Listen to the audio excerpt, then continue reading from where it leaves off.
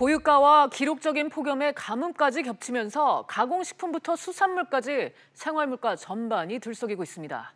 추석도 한 달여 앞으로 다가왔지만 물가가 잡힐 수 있을지 우려가 나오고 있습니다. 박기영 기자와 얘기 나눠보겠습니다.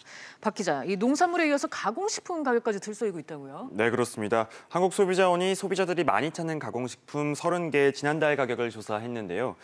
그중에 20개의 가격이 지난해 같은 기간에 비해서 일제히 올랐습니다. 어묵이 12.4%로 가장 많이 올랐고 즉석밥과 설탕, 콜라 등도 8에서 9%의 상승률을 기록했습니다. 최근 국내 쌀 가격이 40% 이상 급등했고 설탕의 국제 가격도 최근 28년 만에 최고 가격을 경신했는데요. 이런 영향을 받은 것으로 분석됩니다. 이에 따라 수프와 콜라 등 13개 제품은 지난달에 비해서도 가격이 올랐습니다. 그렇군요. 이 재난급이라고 불리는 폭염이 이어지면서 농산물 작황 역시 큰 타격을 받고 있죠. 네, 그렇습니다. 최근 수박 한 통 가격이 26,000원으로 한 달 전보다 무려 60%나 뛰어 올랐는데요. 네. 다른 채소값도 부담스럽기는 마찬가지입니다. 시금치와 양배추 가격은 한 달 전보다 2배 넘게 올랐고요. 고온에 유난히 민감한 배추와 무도 각각 86%와 58%씩 뛰기도 했습니다. 네, 요즘 수박 사 먹기도 참 비싸다는 얘기 많이 나옵니다. 수산물도 역시 많이 올랐다면서요? 네, 그렇습니다.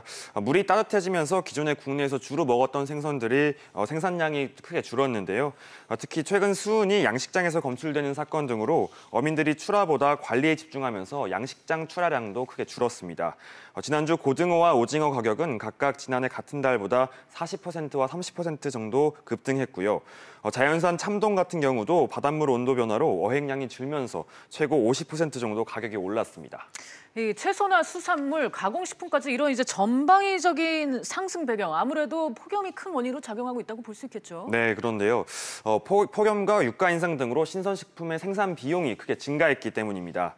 현대경제연구원은 1991년부터 2017년 사이 7, 8월 폭염 일수가 평균보다 길었던 해의 신선식품 물가 상승률이 8%로 크게 높았다고 설명을 했는데요.